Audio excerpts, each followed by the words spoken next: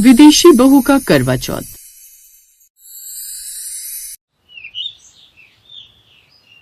पवित्रा देवी अपने नाम की तरह बड़ी ही संस्कारी थी।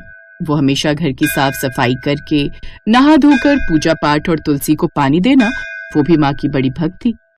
जय अम्बे गौरी मैया, जय श्यामा गौरी। पवित्रा, मैं काम पे जा रहा हूँ। अरे चाय पानी तो पीते जाओ, क्या सारा दिन भूखे पेट खेत में रहोगे? ठीक है, जल्दी लाओ। पूजा करने के बाद वो रसोई में गई और खाना ले आई। अब तो अपने बेटे का ब्याह कर दो पवित्रा, घर में बहू आएगी तो तुम्हें आराम तो मिलेगा। अरे तुम देखना, मैं जल्दी ही अपने बेटे की बारात लेकर जाऊंगी, फिर देखना पूरा गांव देखेगा। इतनी धूमधाम से ब्याह करूंगी अपने बेटे का। अपने बेटे की शादी को लेकर उनकी आंखों में काफी सपने थे। मनोहर का खुद का अनाज का गोदाम था, जिससे उसे अच्छी आमदनी होती थी, जिससे मनोहर ने अपने इकलौते बेटे अर्जुन को विदेश पढ़ने भेजा था। ऐसे ही समय ढलता गया। फिर एक दिन जब पवित्रा रसोई के भीतर खाना बना रही होती है, तभी कोई दरवाजा खटखटाता है। अरे अर्जुन के बापू, जरा देखना तो दरवाजे पर कौन है। इनकी तो मुझे बिल्कुल भी मदद नहीं है, अब मुझे ही देखना पड़ेगा। पवित्रा ने दरवाजा खोला तो सामने उसका बेटा खड़ा था, जिसके बगल में शॉर्ट स्कर्ट क्रॉप टॉप के साथ हाई हील्स पहने हुए विदेशी लड़की खड़ी थी। अर्जुन, तू अचानक से यहाँ बिना कोई खास खबर के, और ये मॉडल कौन है? प्रणाम माँ, ये स्टेला है, आपकी बहू। अपनी विदेशी बहू को देखकर पवित्रा सर पकड़कर बोलती है, हे राम, मेरे फूटे करम, ये दिन देखना बाकी रह गया था। मेरे घर विलायती बहू आई है।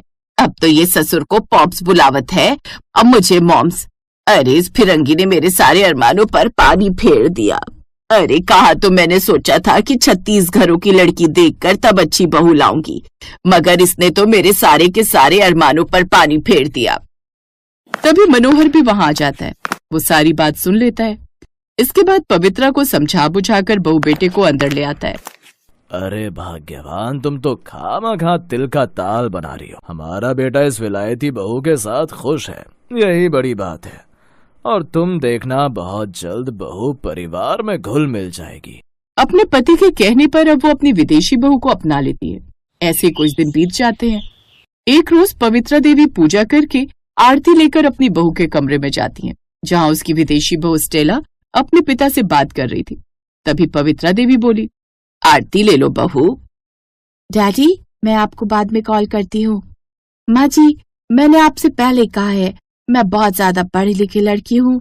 मैं यहाँ पर एक विदेशी कंपनी भी चलाती हूँ। ये सब मैं नहीं मानती। चाहे तुम कितनी भी पढ़ी लिखी क्यों ना हो, पर तुम भारत में विदेशी कंपनी चला रही हो।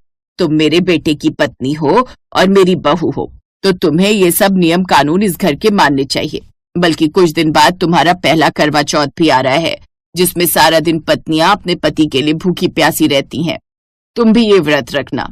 ओह प्लीज, जबरदस्ती मत कीजिए। आपको भरोसा है तो आप ये सब कीजिए, लेकिन मैं ये सब व्रत और पूजा पाठ नहीं मानती। इस तरह कहकर वो लैपटॉप लेकर वहां से चली जाती है। इसको विदेश से आए हुए हमारे घर की बहू बने 1 साल हो भी गया। आज तक न वो कभी सुबह उठी, न कभी रंगोली बनाई, कभी दिया तक नहीं जलाया। कुछ कहूं तो कहती है पढ़ी लिखी है, वो ये सब नहीं मानती। 4 दिन बाद करवा चौथ है, बहू का पहला करवा चौथ। पता नहीं वो रखेगी भी या नहीं। इसके बाद दुखी होकर पवित्रा पूजा घर में चली जाती है। वहां पर आरती रखकर वो देवी दुर्गा की तस्वीर के सामने हाथ जोड़कर कहती है, माँ आप सभी की रक्षा कीजिए। इस तरह प्रार्थना करके वो वहां से चली जाती है। फिर एक दिन पवित्रा विदेशी बहू स्टेला को लेकर मंदिर जाती है। मंदिर के पास पहुंचकर स्टेला गाड़ी रोक देती है। पवित्रा गाड़ी से उतर जाती है, पर स्टेला गाड़ी में ही बैठी रहती है। बहू, गाड़ी से उतर आओ। मंदिर के पास आकर बिना दर्शन किए हुए नहीं जाते, अशुभ होता है। और प्लीज आप अपना काम करके जल्दी से लौट आइए, मैं यहीं पे आपका इंतजार कर रही हूँ। वो बात नहीं है बहू। ओफो, परेशान मत कीजिए माँ जी। ये सुनकर पवित्रा बिना जवाब दिए हुए गाड़ी से उतरकर मंदिर की तरफ जाने लगती है। देवी माँ को देखकर वो प्रणाम करती है। उधर स्टेला गाड़ी में बैठकर मोबाइल में गेम खेल रही होती है। उधर अर्जुन काम के कुछ तनाव में गाड़ी चला रहा होता है। बहुत तेज गति में थी, इसलिए कंट्रोल नहीं हो पाता। और फुटपाथ में एक पेड़ से जाकर गाड़ी टकरा जाती है। अर्जुन की गाड़ी का शीशा चूर चूर हो जाता है और अर्जुन जमीन पर गिर जाता है।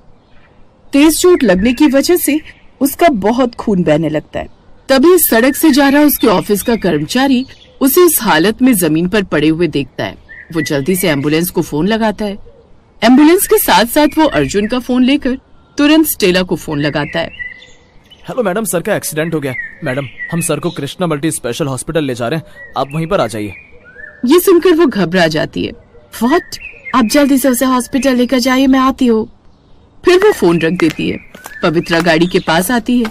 स्टेला के मुंह से पूरी बात सुनकर वो बहुत घबरा जाती है। स्टेला 15 मिनट के अंदर तेजी से गाड़ी चलाकर सीधा कृष्णा हॉस्पिटल पहुंच जाती है। वो दोनों ऑपरेशन थिएटर के बाहर बहुत परेशान थी। 2 घंटे बाद डॉक्टर बाहर निकल आते हैं। हमसे जितना बन पड़ा हमने कोशिश की, पर पेशेंट कोमा में चला गया। अब सब कुछ ईश्वर की मर्जी है। ये कहकर वो चले जाते हैं। डॉक्टर जब भगवान भरोसे कह देते हैं तो ये सुनकर स्टेला को बहुत गुस्सा आता है। गुस्से में आकर वो अपने पापा को फोन लगाकर पूरी बात बताती है। फिर 3 घंटे के अंदर अर्जुन को स्पेशल फ्लाइट में बिठाकर वो विदेश लेकर चली जाती है। वहाँ स्पेशलिस्ट डॉक्टर जांच करते हैं और फिर सॉरी कहकर वहाँ से चले जाते हैं।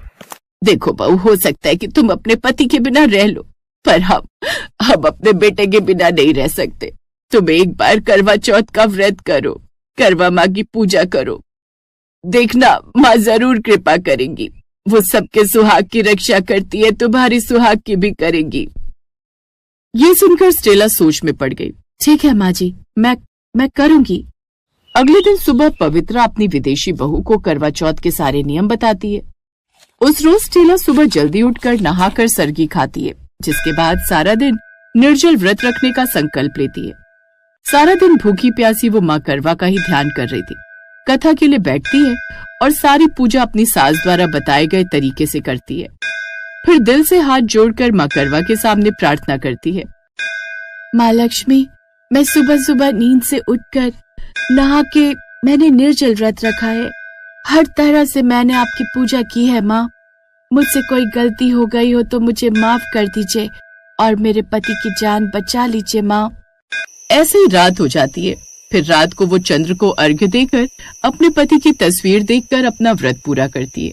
उसका करवा चौथ का व्रत पूरा करते ही अस्पताल में लेटा हुआ अर्जुन बिस्तर पर अपनी आंखें खोलता है। वाह, ये तो चमत्कार हो गया। ये खतरे से बाहर है। आपका बहुत बहुत शुक्रिया डॉक्टर साहब। मनोहर जल्दी से खुशखबरी पवित्रा को फोन करके देते हैं। पवित्रा, हमारा बेटा खतरे से बाहर है, उसने आंखें खोल ली है। मेरी विदेशी बहू का करवा चौथ का व्रत सफल हो गया। अब जल्दी से वो दोनों अस्पताल आ जाती हैं। फिर वो कुछ ही दिनों के अंदर अर्जुन को लेकर घर लौट आते हैं। उस दिन के बाद स्टेला पूजा पाठ भी करने लगती है और हर साल करवा चौथ का व्रत पूरी श्रद्धा से करती है।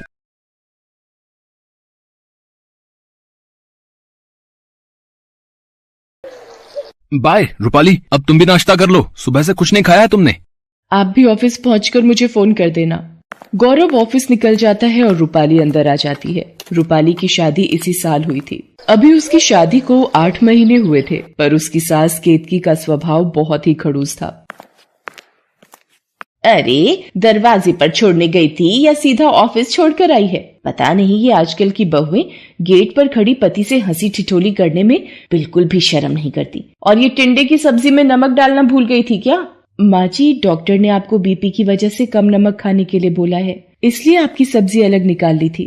अरे, मुझे कुछ नहीं होने वाला इतनी जल्दी। एक काम कर, एक पेन और कॉपी लेकर आ जरा, तुझे कुछ लिखवाना है।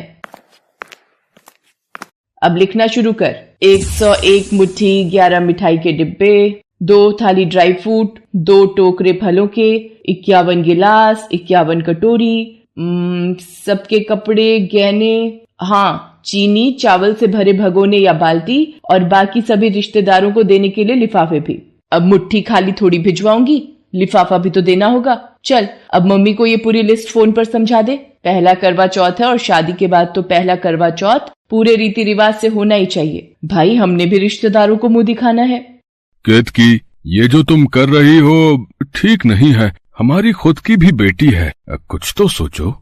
तुम चुप रहो जी, मुझे पता है मैं ठीक कर रही हूँ। तुम क्या जानो बहू का पहला करवा चौथ कितना बड़ा त्योहार है। दीनदयाल को पता था केतकी अपने आगे किसी की नहीं चलने देती। रूपाली एक मध्यम वर्गीय परिवार की बेटी थी।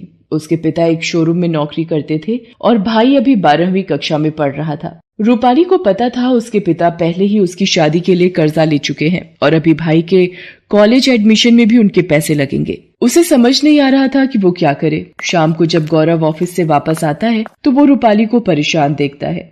क्या बात है रूपाली, तुम ठीक से खाना नहीं खा रही? और माँ और पिताजी आज कहाँ हैं? वो खाना नहीं खा रहे क्या? आज माँ और पिताजी अपने कमरे में ही खाना खा रहे हैं। वो रामायण सीरियल आ रहे हैं ना, तो वही देख रहे हैं। अच्छा, पर अब तो बताओ क्या बात है, तुम इतनी टेंशन में क्यों? गौरव के बार बार पूछने पर रूपाली उसे सारी बात बताती है। गौरव अपनी माँ केतकी के पास जाता है और उससे कहता है, माँ इतना सब कुछ जरूरी तो नहीं, आपने इतनी लंबी लिस्ट बना दी है, पर आप जानती हो कि रूपाली के पापा के पास इतने पैसे नहीं है। देख गौरव, शादी के वक्त भी तूने मुझे चुप करवा दिया था, पर मुझे भी बिरादरी में अपनी इज्जत रखनी है। तू इस बीच में ना पड़े तो ही अच्छा है। अब एक बात बता, मेरे रिश्तेदार पूछेंगे कि पहले करवा चौथ में बहू के घर से क्या क्या आया है, तो क्या जवाब दूंगी? अभी तो मैंने लिस्ट को आधा कर दिया है। तू अब बीच में मत बोल। सुबह इन्हें भी चुप कराया। दोनों बाप बेटों को मैं ही गलत दिखती हूँ। और बहू, तुमने भी गौरव को मेरे खिलाफ भड़काने में कोई कसर नहीं छोड़ी। अब कम से कम मायके से करवा चौथ का सामान मंगाकर इस घर की इज्जत तो रख ही सकती हो, या करवा दोगी हमारी बेइज्जती? गौरव को पता था कि उसकी माँ केतकी नहीं मानने वाली। केतकी को रिश्तेदारों में दिखावा करने की आदत है। करवा चौथ को 3 दिन बाकी थे। उसी शाम केतकी और दीनदयाल की बेटी साधना, जिसकी शादी उसी शहर में 1 साल पहले हुई थी, वो रोती हुई आ जाती है। मुझे कुछ बता, तू जब से आई है रोए ही जा रही है। जब तक बताएगी नहीं पता कैसे चलेगा? दामाद जी को फोन किया है, वो भी फोन काट रहे हैं। साधना दीदी, थोड़ा सा तो कुछ खा लो। नहीं भाभी, मैं कुछ नहीं खाऊंगी न पीऊंगी। माँ रोहित ने अपनी बहन की बातों में आकर मेरे ऊपर झूठा इल्जाम लगाया है। पता नहीं उन्हें क्या हो गया है। कहते हैं मेरा किसी और के साथ चक्कर चल रहा है और उन्होंने उस लड़के को उनके पीछे घर आते देखा है। आप ही बताओ पिताजी, रोहित तो यहाँ तक बोल चुके हैं कि उन्होंने मेरे से शादी करके गलती की है। मेरा फोन भी छीन लिया है कि मैं उस लड़के से बात करती हूँ, और आज तो उन्होंने ये तक बोल दिया कि उन्हें मेरे से तलाक लेना है। चुप हो जा मेरी बच्ची, मैं दामाद जी से बात करूंगी। ऐसे कैसे वो अपनी बहन की बातों में आ गए? चिंता मत कर साधना, हम बात करेंगे दामाद जी से। तभी गौरव भी आ जाता है और उसे भी सारी बात का पता चलता है। वो रोहित को फोन करता है। रोहित जी, आप बिना आंखों से देखे साधना पर कैसे इल्जाम लगा सकते हैं? ये तो सरासर अन्याय है। गौरव, थोड़ा धीरे से बात कर, तेरे जीजा हैं वो, वरना बात और बिगड़ जाएगी। पर माँ, ये कैसे साधना पर बिना सोचे समझे? इसका मतलब क्या प्रीति झूठ बोल रही है? मेरी बहन की साधना से कोई जाती दुश्मनी नहीं है। ऊपर से साधना बोल रही है कि प्रीति गलत है। अब जैसे तुम अपनी बहन के खिलाफ नहीं सुन सकते, मैं भी नहीं सुन सकता। रोहित फोन काट देता है। गौरव भी परेशान हो जाता है। घर में सभी का मन खराब था। इसी बीच रूपाली की माँ उसे फोन करती है। रूपाली, जैसा तूने मुझे बताया था वैसा मैंने कोशिश की है कि तेरी सास को बस पसंद आ जाए। कल मैं तेरे पापा के साथ आऊंगी करवा चौथ का सामान देने। ठीक है मम्मी, वैसे साधना दीदी भी यहीं आई हुई हैं, आप उन्हें भी मिल लेना। रूपाली ने अपनी मम्मी को करवा चौथ के सामान के लिए फोन कर दिया था, लेकिन साधना की परेशानी में केतकी का सारा ध्यान साधना में ही लग गया था। रूपाली केतकी से कहती है, माँ जी, सब्जियां और कुछ दालें खत्म हो रही हैं, मैं मार्केट से ले आती हूँ। पिताजी भी अपने दोस्त से मिलने गए हुए हैं, रात तक लौटेंगे। दीदी, आप चलोगी साथ? नहीं रूपाली, मेरा कहीं भी जाने का मन नहीं है, तुम ले आओ। रूपाली बाजार चली जाती है। ये तो साधना दीदी की ननद प्रीति दिखाई पड़ती है, पर इसके साथ ये लड़का कौन है? और ये दोनों तो ऐसा लग रहा है जैसे एक दूसरे को अच्छे से जानते हैं। मुझे ये सब रोहित जी को दिखाना होगा, पर कैसे? हाँ, एक आइडिया है। रूपाली प्रीति और उस लड़के की अपने मोबाइल में फोटोज खींच लेती है और सीधा रोहित के ऑफिस पहुंचती है। भाभी, आप यहाँ? पर मुझे साधना से रिलेटेड कोई बात नहीं करनी। वो मुझे धोखा देकर किसी और से प्यार का चक्कर चला रही है। रोहित जी, पति पत्नी का रिश्ता एक अटूट विश्वास में बंधा होता है। विवाह के वक्त इसी विश्वास की नींव पर पति पत्नी अपने रिश्ते का घरौंदा बनाते हैं। वैसा ही एक घरौंदा आपने और साधना ने बनाया है। इसे टूटने से सिर्फ आप ही बचा सकते हैं। विश्वासघात साधना ने किया है भाभी, मैंने तो हमेशा उसे प्यार किया है। रोहित जी, कभी कभी जो हमें दिखाया जाता है वो सच नहीं होता, ये मानना भी जरूरी है। अब ना जाने प्रीति ने ये झूठ दिखाने के लिए अपना कौन सा सच छुपाया है। ये देखिए रोहित जी, यही लड़का है ना जिसे उस दिन आपने अपने घर से बाहर आते देखा था, ये देखिए। रोहित जब प्रीति के साथ उस लड़के की फोटो देखता है तो उसे सारी बात समझ में आ जाती है और वो घर जाकर प्रीति से सारी सच्चाई उगलवाता है। प्रीति, तुमने अपने आप को बचाने के लिए अपनी भाभी को फंसाया, तो मुझे एक बार उस लड़के के बारे में बता देती, क्या मैं मना कर देता? अगर लड़का अच्छा है तो मैं खुद तुम्हारे लिए उससे बात करता। माँ बाबूजी के जाने के बाद तुम्हारी जिम्मेदारी संभालना मेरा फर्ज है, पर तुमने ये गलत किया। प्रीति, मैं तुम्हें कभी माफ नहीं करूंगा। भैया मुझे माफ कर दो, मैं डर गई थी कि कहीं आप वैभव को देखकर गुस्सा ना हो जाओ, इसीलिए उस वक्त मुझे जो ठीक लगा मैंने किया। मैंने साधना भाभी से भी माफी मांगी। भैया प्लीज मुझे उनके पास ले चलिए। रोहित साधना से माफी मांगता है और प्रीति भी अपनी गलती के लिए साधना से माफी मांगती है। साधना, आज अगर रूपाली भाभी ना होती तो शायद इस सच से पर्दा कभी नहीं उठता। उन्होंने ही मुझे आज इस सच के बारे में बताया। प्रीति ने जो भी बचपने में आकर गलती की है ये बहुत बड़ी है, फिर भी मैं चाहता हूँ कि तुम इसके लिए मुझे और प्रीति को माफ कर दो। रूपाली भाभी, आपने मेरा घर खराब होने से बचा लिया। आज आपकी वजह से ही मेरी शादीशुदा जिंदगी बिखरने से बच गई। साधना दीदी, ये तो मेरा फर्ज था। अब आप रोना बंद कीजिए। कल करवा चौथ है, हम सब मिलकर इस व्रत को खुशी खुशी रखेंगे। अगले दिन करवा चौथ का व्रत होता है और रूपाली के मायके से उसके माता पिता करवा चौथ देने के लिए आते हैं। आपकी बेटी रूपाली हमारे घर की बहू है, ये हमारा सौभाग्य है। मैं शगुन की मट्ठी और मिठाई जरूर रखूंगी, पर ये गहने और रुपए ये सब तो मेरी जिद थी। मुझे ये सब कुछ नहीं चाहिए। हमें रूपाली के रूप में हीरा मिल गया जो अनमोल है। केतकी का बदला व्यवहार देखकर गौरव और रूपाली उसके गले लग जाते हैं और फिर रूपाली के मम्मी पापा खुशी खुशी घर लौट जाते हैं। केतकी, आज तुम्हारा ये व्यवहार देखकर मैं बहुत खुश हूँ। इसके बाद केतकी, रूपाली और साधना तीनों मिलकर कथा करती हैं और रात में चांद को अर्घ्य देकर अपना व्रत खोलती हैं। उस दिन सास बहू का करवा चौथ व्रत उनके रिश्ते में प्यार भर देता है।